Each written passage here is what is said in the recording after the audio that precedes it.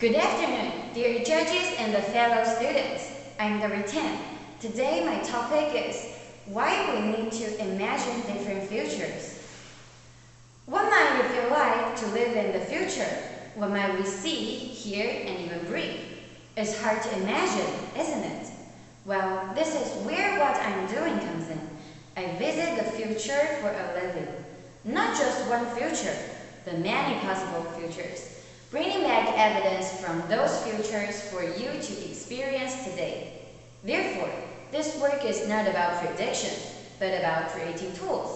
Tools that can help connect our present and our future selves, so we become active participants in creating a future we want.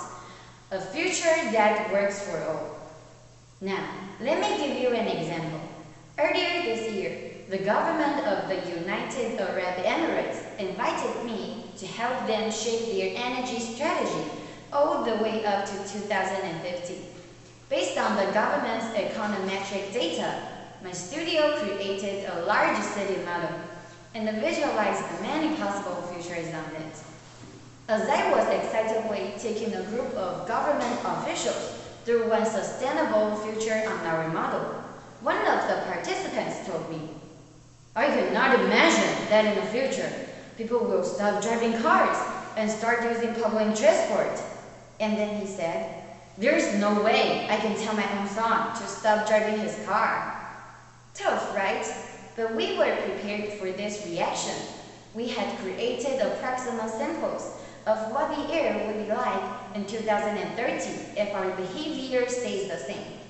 And so, I walked the group over to this object that emits vapor from those air samples. Just one whiff of the noxious polluted air from 2030 brought home that no amount of data can. This is not the future you would want your children to inherit. The next day, the government made a big announcement. They would be investing billions of dollars in renewable energies.